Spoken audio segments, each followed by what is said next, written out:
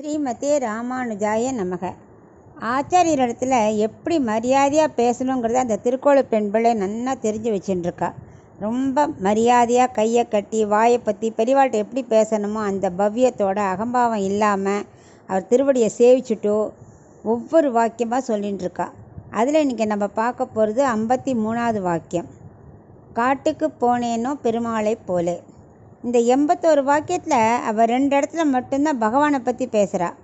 ஒன்று நம்ம பார்த்தோமே 16வது வாக்கியம், யான் சத்தியம் என்றேனோ கிருஷ்ணரை போலே. இப்போ 53வது 2வது வாக்கியம் சொல்கிறா, காட்டுக்கு போனேனோ பெருமாளை போலே. பெருமாள்னாலே நமக்கு இப்போ தெரியும் ராமர் தான், அவர் தான் காட்டுக்கு போனார்.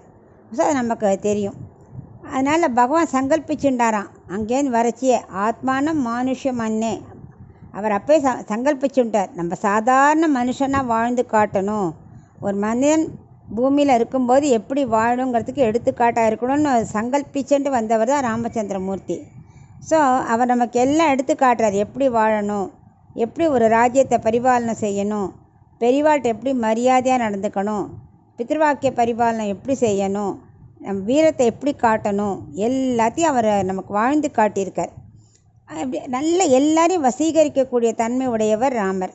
ஸோ அவருக்கு 24 வயசானது தசரதை டிசைட் பண்ணுறார், ராமருக்கு இனி பட்டாபிஷேகம் செஞ்சு வைக்கணும், ஆயிடுத்து ஒரு வயசாகிடுத்து அப்படின்னு. மக்கள்கிட்டலாம் கேட்குறா, மக்களுக்கு ரொம்ப சந்தோஷம், இதை தான் நாங்கள் காத்துட்டு இருந்தோம் எப்போ வரும்னு அப்படின்னு மக்கள்லாம் சம்மதிச்சுட்றா. சித்திரை மாதம்தான் செலக்ட் பண்ணாராம் அந்த பட்டாபிஷேகத்துக்கு. சைத்திர ஸ்ரீமான் அப்படின்னே வால்மீகி சொல்கிறாராம். ஸோ அந்த சித்திரை மாதங்கிறதுனாலையும் ராமர் பட்டாபிஷேகம் பண்ணிக்க போகிறாங்கிறதுலையும் வசந்த காலம்லையா பூவெல்லாம் பூத்து குலுங்கிறதான், ஊரே கோலாகலப்படுறது, மக்கள் ராமராஜ்யம் இங்கே வரப்போகுதுன்னு ரொம்ப சந்தோஷமாக காத்துட்டுருக்கா. அப்போ வசிஷ்டர் சொல்கிறார், நாளைக்கு பட்டாபிஷேகம், நாள் குறிச்சாச்சு, நீ ரங்கநாதன் சன்னதியில் பெருமாள், இந்த இஷ்வாக்கு குலத்துக்கு ஒரு பெருமாள் இருப்பார், இப்போ ஸ்ரீரங்கத்தில் இருக்கார், அந்த ரங்கநாதர் தான் அவள் வச்சு பூஜை பண்ணான், அதை இன்றைக்கி நைட்டு சேவித்து விரதம் இருங்கோ அப்படின்னு பகவானின் தாயாரையும் போக சொல்கிறார். எல்லோரும் 2 பேர் பூஜை பண்ண போயிடுறா. காலம்பரை விடியலுக்காக மக்கள்லாம் ஆசையாக காத்துட்டுருக்கா. ஆகா, மார்னிங் வரப்போகிறது பட்டாபிஷேகம் நடக்க போகிறது சந்தோஷமாக காத்துட்டுருக்கா. ஆனால் காலம்பரை விடியும் போதே எல்லாம் தலைகீழாக மாறி போயிடுது. ஏன்னா வாழ்க்கை அப்படி தான், நம்ம ஒன்று பிளான் பண்ணுறோம், எது வேணால் நடக்குங்கிறத அவர் காமிக்கிறார். எல்லாமே அனித்தியம், எதுவுமே நிரந்தரம் இல்லை. மறுநாள் காலம்பரை என்ன ஆச்சு, கைகை மாதா தசரதர் கூப்பிட்றான்னு கூட்டு விடுறா ராமரை. ராமர் அங்கே போகிறார். அப்போ அவள் சொல்கிறா, அவர் தசரதன் எனக்கு 2 வரம் கொடுத்துருக்காரு முன்னாடியே, அந்த 2 வரத்தில் ஒன்று 14 வருஷம் நீ வனவாசம் செல்லணும், 2வது பரதனுக்கு பட்டாபிஷேகம்னு சொல்கிறா. நமக்கு இதை மாதிரி ஒரு சுச்சுவேஷன், முதல் நாள் ஒரு ஹாப்பியாக இருந்துட்டு அடுத்த நாள் ஒன்றுமே இல்லைன்னா நம்ம எப்படி இருப்போம், உடனே ஆடி போயிடுவோம் இல்லையா. ஆனால் துளி கூட முகத்தில் சலனமே இல்லாமல் தெளிவாக ராமர் இருக்கார். இதெல்லாம் நம்ம அவரோட வாழ்க்கையில் கற்றுக்கணும், அதுக்கு அட்லீஸ்ட் முயற்சி செய்யணும். ஏன்னா பகவானுக்கு தெரியும் எதை எப்போ தரணும்னு, அவர் தரதை நம்ம ஆசையாக ஏற்றுக்கணும். இந்த வார்த்தை சொன்னோடனே ராமர் சொல்கிறார், இதுக்கு அப்பா சொல்லணுங்கிறதே அவசியம் இல்லைம்மா, நீங்கள் சொன்னாலே நான் சந்தோஷமாக ஏற்றுப்பேனே. என் தம்பி பரதனுக்கு பட்டாபிஷேகம்னா எனக்கு எவ்வளோ சந்தோஷம், ரெட்டிப்பு மகிழ்ச்சி தான், நான் மனமு உங்கள் 2 வார்த்தையும் நான் தாராளமாக ஏற்று நடப்பேனே அப்படின்னு அவர் ரொம்ப மரியாதையாக சொல்கிறார். பெரியவர்களில் எப்படி மரியாதையாக பேசணும், எப்படி சலனம் இல்லாமல் சந்தோஷமோ துக்கமோ வச்சுக்கணுங்கிறதுலாம் அவர்கிட்டேருந்து நம்ம கற்றுக்கணும். அப்புறம் சீதையிட்ட போய் சொல்கிறார், இந்த மாதிரி நான் காட்டுக்கு போகிறேன் அப்படின்ன உடனே சீத்தை சொல்கிறா, நானும் வருவேங்கிறா. இல்லை அங்கெல்லாம் ரொம்ப கஷ்டம்னு அவர் சொல்கிறா, ராமர் எங்கே இருக்காரோ அதுதான் எனக்கு அயோத்தி, அது காடானாலும் எனக்கு அது அயோத்தி, அவர் இல்லாமல் இந்த அயோத்தியில் நான் இருந்தாலும் இது காடு தான் எனக்கு அப்படிங்கிறா. சரின்னு அவரால் ஒன்றும் தடுக்க முடியல, அவளும் கிளம்புறதுக்கு ரெடி ஆகிடுறா. அப்புறம் கௌசல்யா மாதாட்ட போய் சொல்கிறார், அவள் கதறா பாவம், என்னையும் காட்டுக்கு கூட்டுன்னு போ, நான் போக வேண்டிய வயசில் நீ போகிறேங்கிறியா, உன்னை விட்டு என்னால் இருக்க முடியாது, நானும் வருவேன் அப்படிங்கிறா.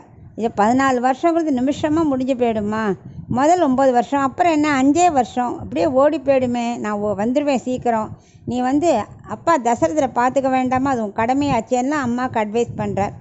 இப்படி ஈன்றெடுத்த தாயான கௌசல்யா அழறா. மற்றொரு தாயான சுமித்திரை அவளும் ரொம்ப வருத்தப்படுறான்னா, எல்லாருக்கும் ராமர்னா உயிர், அவளும் வருத்தப்படுறா. இந்த கைகை சொல்லால் அவள் சொன்னாலே வனம் போக போகிறப்போன்னு, அதில் எல்லாருக்கும் வருத்தம், இப்படி சொல்லிட்டாலேன்னு கோபம் வேற. ஆனால் துளி கூட கோவப்படாமல் சாந்தமாக வனத்துக்கு செல்ல தயாராக இருந்தவர் நம்ம ராமர் தான். இதைத்தான் இந்த திருக்கோளூர் பெண் பிள்ளை சொல்கிறார் லக்ஷ்மணர் மாதிரி இருந்த இந்த ராமானுஜர்கிட்ட. காட்டுக்கு போனேனோ பெருமாளை போலே அப்படின்னு அவர் சொல்கிறா. அப்புறம் லக்ஷ்மணர் இந்த ராமானுஜர் இருக்கார், அவர் அப்போ லக்ஷ்மணராக இருந்தார் இல்லையா, வழியடிமை செய்தேனோ லக்ஷ்மணனை போலேன்னு எப்படி ராமானுஜர் லக்ஷ்மணர் கூடவே இருந்து அவருக்கு தொண்டு புரிந்தார், அதை அவர் நினச்சி பார்த்துக்கிறார் மனசுக்குள்ளே. ஸோ அப்புறம் 3 பேர் கிளம்பி போகிறா. காட்டுக்கு போகிற வழியில் யாத்ரா தானம் பண்ணணும் இல்லையா, எல்லாத்தையும் தானம் பண்ணி முடிச்சு விட்றார்.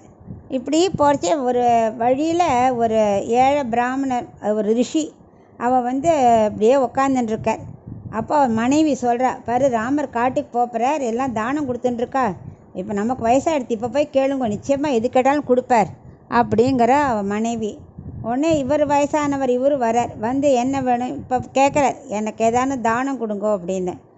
அவர் பாவம், நான் எல்லாம் கொடுத்து முடிச்சுட்டேனேன்னு யோசிச்சுட்டு இப்படி பார்க்குறார். அங்கே சரையு நதிக்கார ஓரமாக நிறைய பசுக்கள் இருக்குது.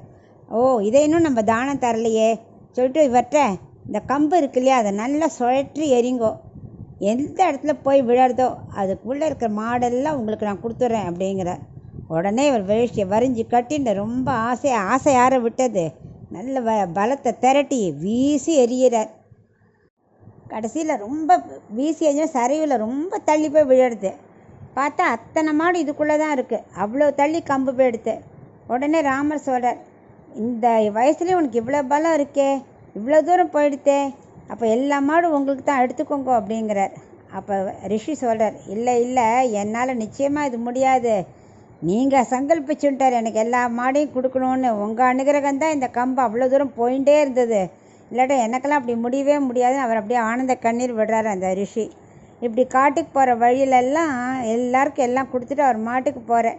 அதை லக்ஷ்மணர் சொல்கிறார், என்னம்மா சந்தோஷமாக வழங்கினேன்ட்டு ராமரை அப்படியே பார்த்த மகிழ்ச்சி அடைகிறார் லக்ஷ்மணர்.